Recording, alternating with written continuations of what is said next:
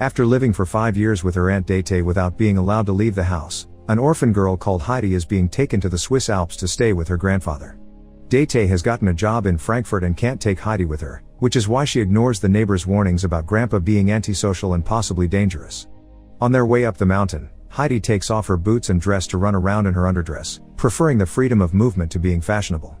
As soon as he sees them arrive, Grandpa Alpole gets angry and kicks them out, saying he doesn't want to take care of the girl. Dete pretends to leave with the child, but in truth, she takes Heidi behind the house and tells her to stay while she runs away.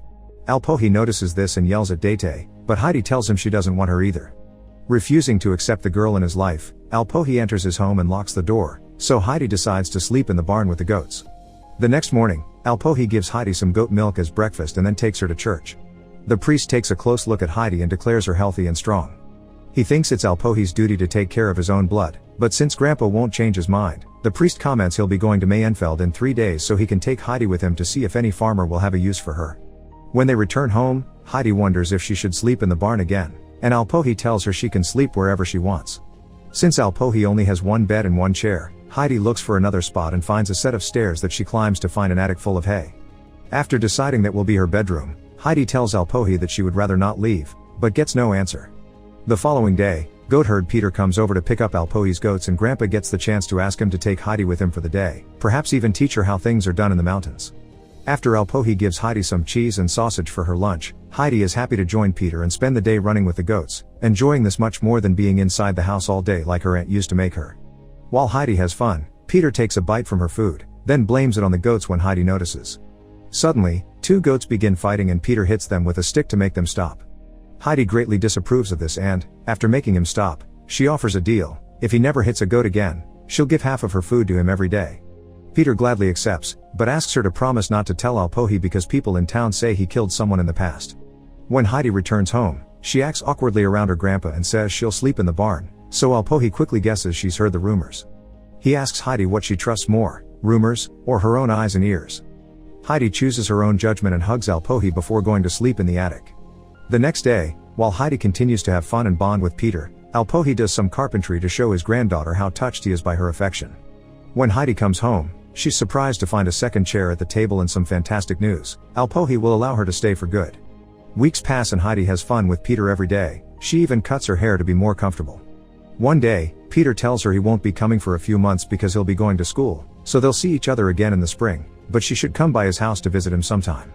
Heidi wants to go to school too, and whenever they go to town, the neighbors also remind Alpohi that a kid needs education and friends. Alpohi refuses though, explaining Heidi won't be able to come down the mountain to attend school when winter comes. Things get boring when it begins to snow. Alpohi carves a little bird for Heidi to make her feel better, but it doesn't help much, so he tries to make a sleigh next.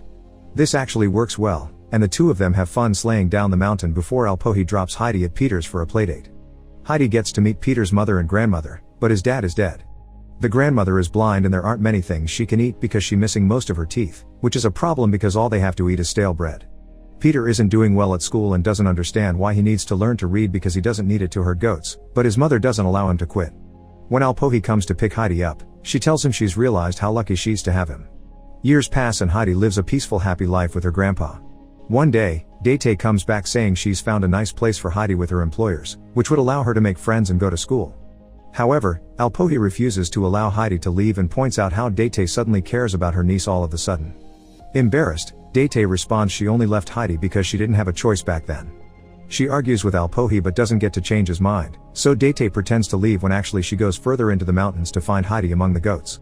Dete makes the offer again, and when Heidi replies she wants to stay, Dete tells her Alpohi also wants her to go because he wants what's best for her. Upset, Heidi allows Dete to take her away, and Peter sees all this. When he takes the goats back to Alpohi, Grandpa notices Heidi is gone and quickly guesses what happened, so he runs all the way to town. But by the time he gets there, it's too late. Date's already left with Heidi, and the neighbors make fun of Alpohi for it. In Frankfurt, Heidi is taken to the Seesman mansion, where he meets the butler Sebastian, the maid Tinette, and, most importantly, governess Rottenmeier. This Rottenmeier lady isn't happy to see Heidi because she looks like a wild child with no manners, but Dete reminds her this is what they asked for, an unspoiled child of this age to be friends with the house's kid, Clara. While Dete demands her part of the deal and leaves, Heidi meets Clara, who can't walk and is wheelchair bound.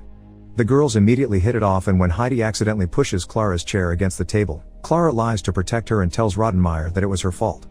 There's a lot for Heidi to learn in order to be accepted as Clara's companion.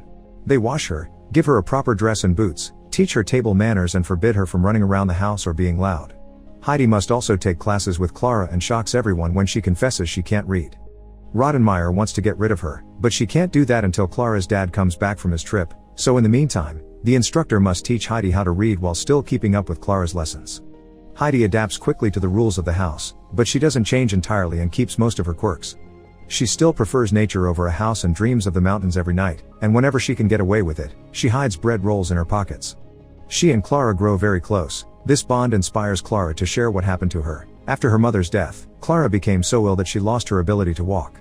Before Heidi came along, she felt lonely and caged in this house because her father's always away on business trips.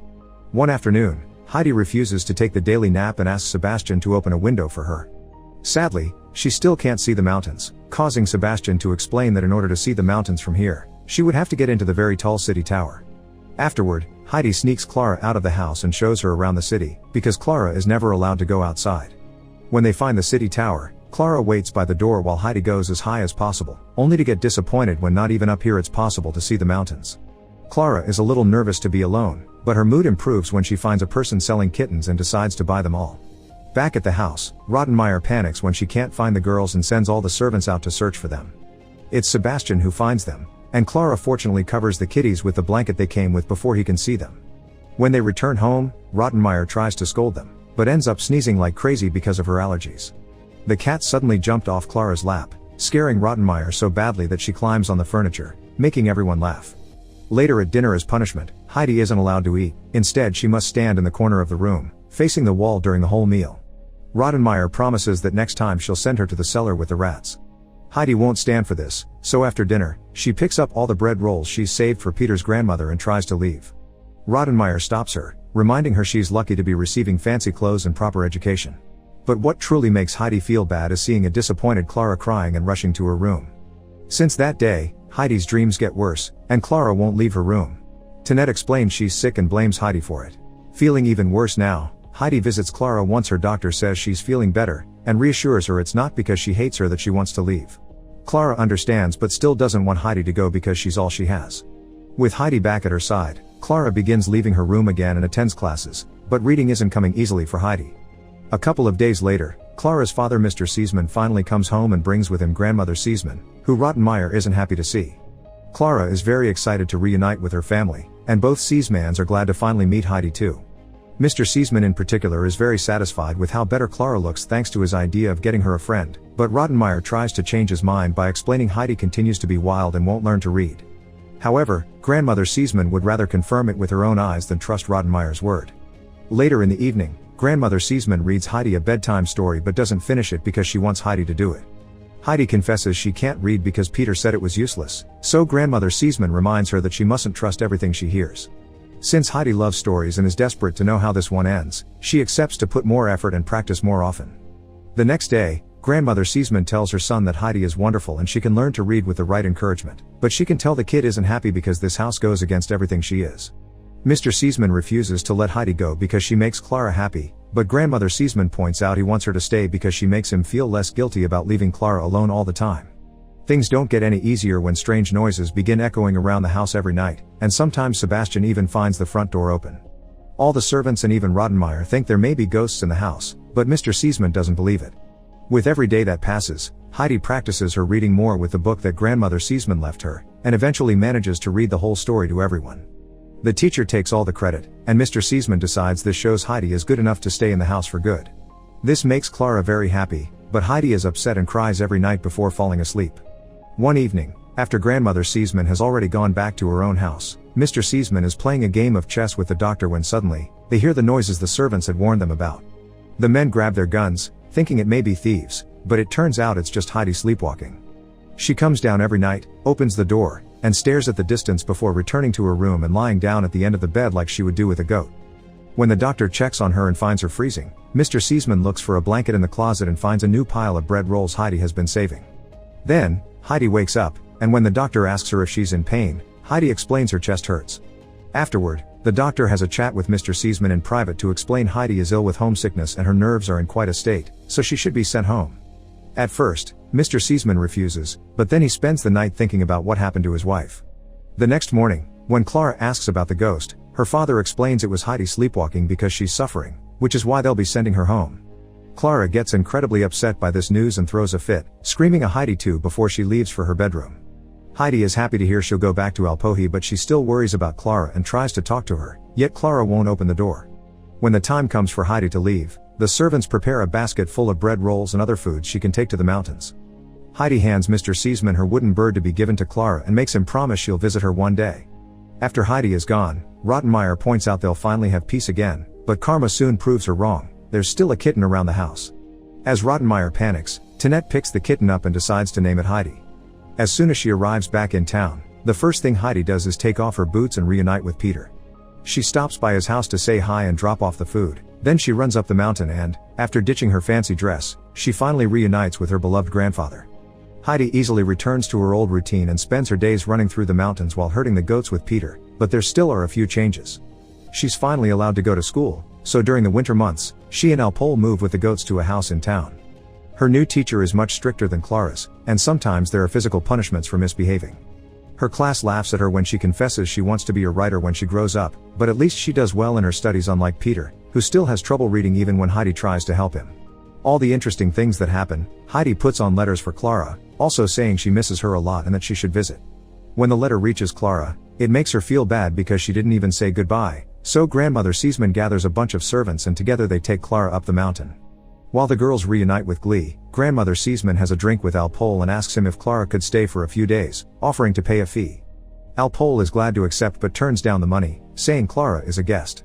Now it's Heidi's turn to teach her friend about life in the mountains. Clara begins to wear only her underdress and eat without cluttery. She also gets to pet the goats, sleep on hay and see a shooting star. Both girls are spending all their time together and that makes Peter extremely jealous. He refuses to join their activities when Heidi invites him and he goes herding on his own, because Clara can't go up there in her wheelchair and Heidi wants to stay with her.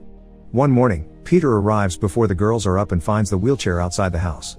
His jealousy kicks in and causes him to push the chair off a cliff before he runs away with the goats. As soon as the family notices the chair is gone, Alpol guesses who did it, so he carries Clara on his back, and together with Heidi, they follow the usual goat herding path. Now Clara can finally experience the rest of the mountains while Alpol scolds Peter for his actions and makes him watch over the girls for the rest of the day. Clara loves the beautiful view, the flowers, and the cute little butterfly that comes to rest on her foot. When the butterfly flies away, Clara is desperate to make it stay and tries to catch it, shocking everyone by suddenly standing up. Walking is still hard for her though, so she spends the next few days practicing with the help of Heidi and Peter, who has changed his mind about her after seeing the miracle. When grandmother Seesman comes to pick up Clara sometime later, her son is with her and keeps angrily yelling because he dislikes the idea of his poor sick girl having been brought here. However, he changes his mind pretty quickly when Clara approaches them using her own feet. After sharing hugs and tears, grandmother Seesman gives Heidi a notebook and a pen so she can start writing stories, reminding her to ignore her classmates' mean comments because everyone should do what makes them happy.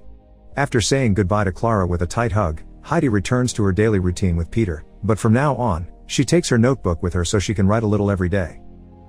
Make sure to subscribe and turn on notifications so you can watch more videos like this. Thanks for watching.